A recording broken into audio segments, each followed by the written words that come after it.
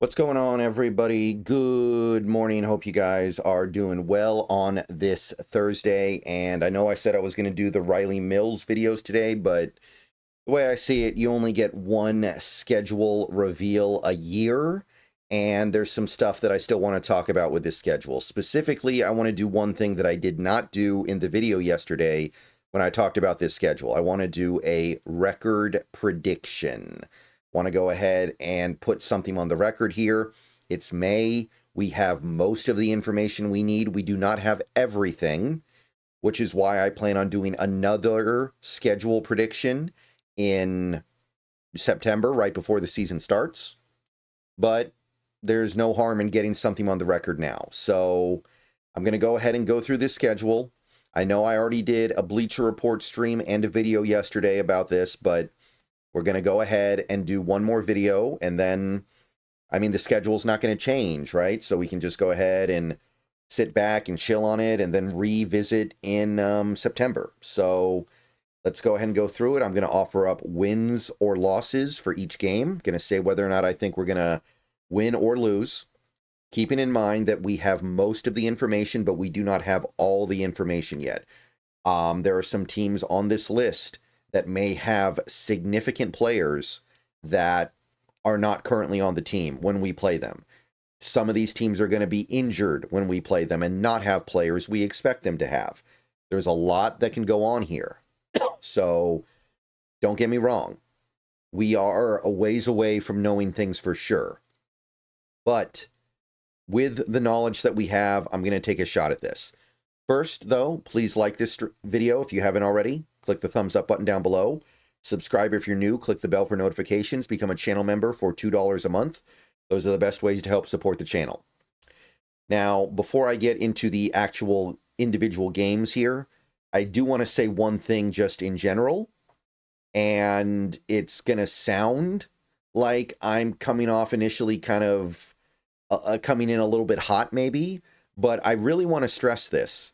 If this team does not win at least 10 games this season with this schedule, then there should be severe consequences.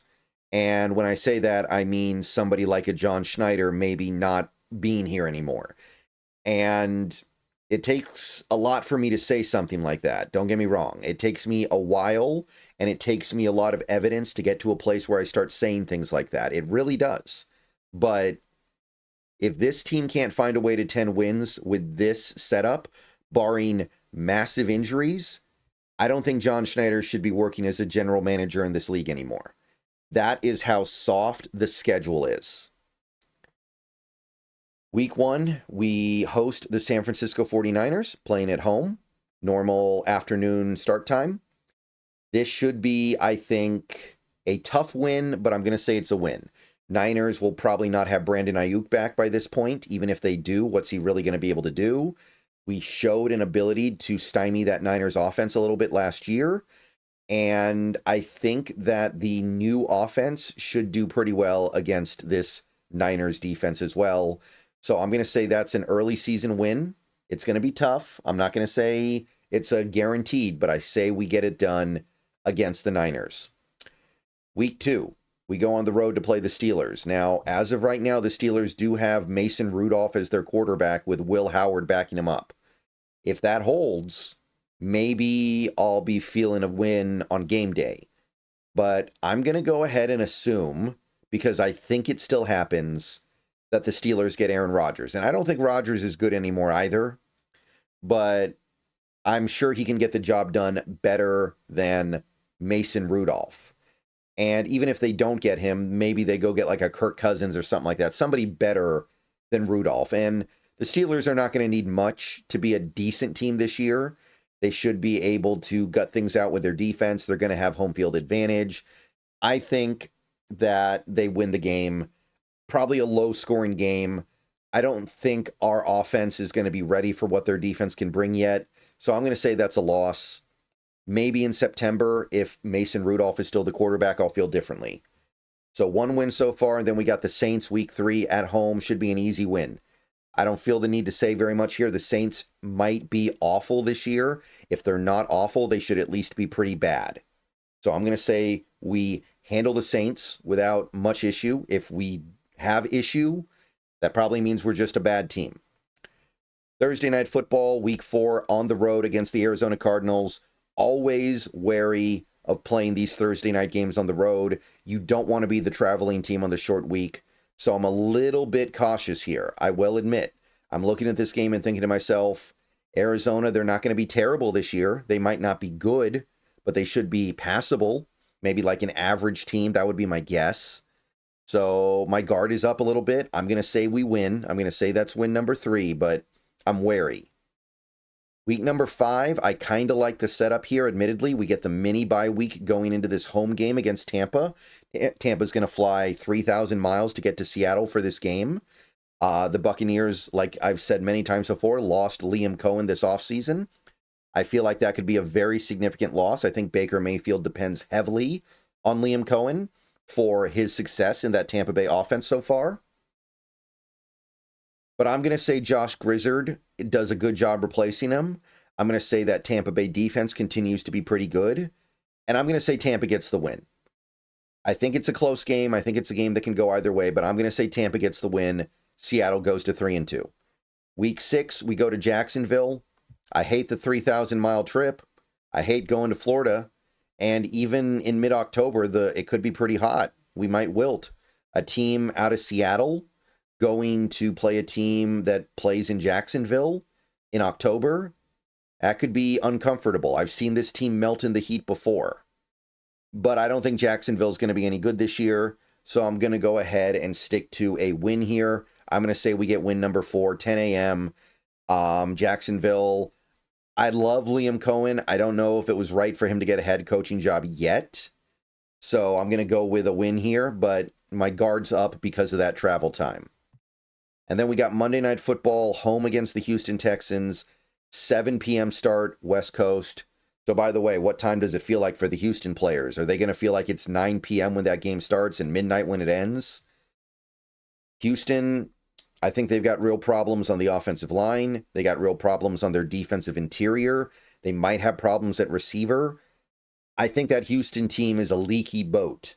So I'm going to say we get the win. I'm going to say we find a way to beat Houston. That's going to be one of our trademark wins.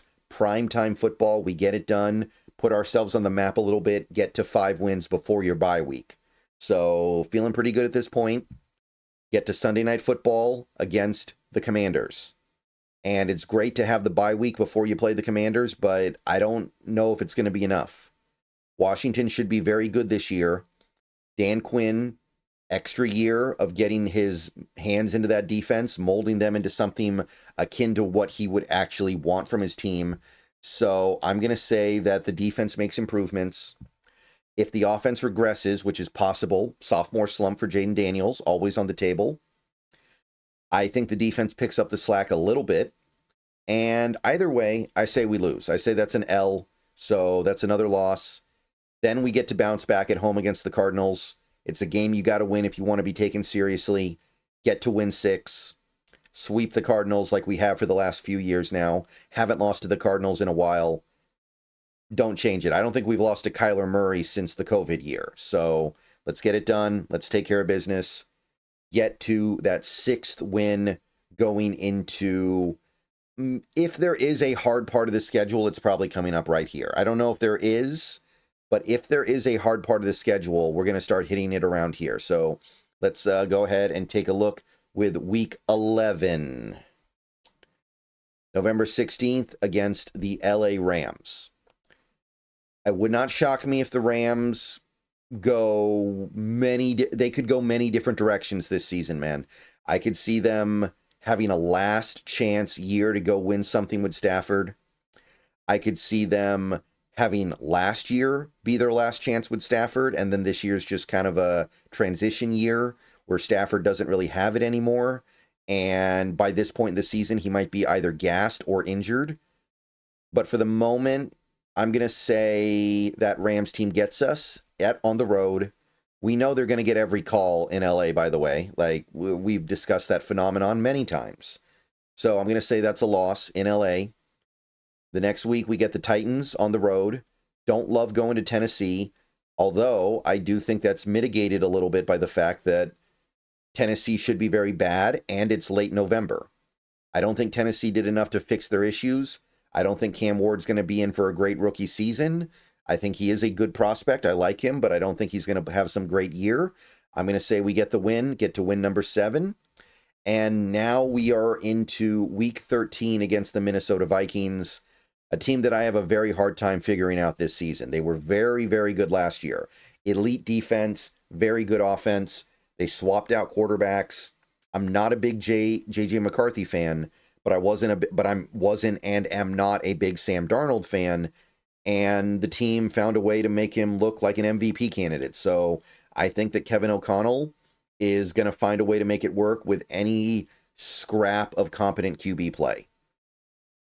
So I'm going to say that stuff is fine. Brian Flores, I'm going to say he cooks on that defense. But it's at home. We're going to be definitely getting to the end of the season here and feeling the urgency to bank these wins. So it's hard. I'm going to say that's a loss, though. I know that one's going to be a little bit flimsy. That could go either way for sure. I'm not convinced the Vikings are going to be great again this year, but I'm going to say that's a loss. And then week 14 on the road in Atlanta. This one's really tough for me, too. I'm going to say this is actually another loss. I feel like Atlanta's offense is going to be a problem at home this year. When they get in that dome, turn games into a track meet, it's something I'm always scared of whenever they have talent on that offense. Last year, I was afraid of it. It didn't happen. Kirk Cousins didn't have it that day, and Kirk Cousins didn't have it for many days near the end of that season, if we're being honest. So I'm going to say that Michael Penix adds a little bit of stability to that offense. I'm going to say that the offense gets it cooking, and I'm going to say they beat us week 14. Then week 15, we get the Colts at home. Should be a pretty routine win. Anthony Richardson, Daniel Jones, who knows who's going to be the quarterback for the Colts in week 15. Peyton Manning, Andrew Luck, Johnny Unitas. I don't know. I'm not really worried about any of them, honestly. Whatever it is, it won't be pretty. So I'm going to say that's a win. I'm going to say we beat the Colts. Thursday Night Football, we're the home team against the Rams. I'm going to say this is a win. This is very late in the season. Stafford could be cooked or injured by this point very easily, even if he's not. We're the home team for Thursday Night Football. Get it done. Period. Point blank, period. Win the game on Thursday Night Football at home.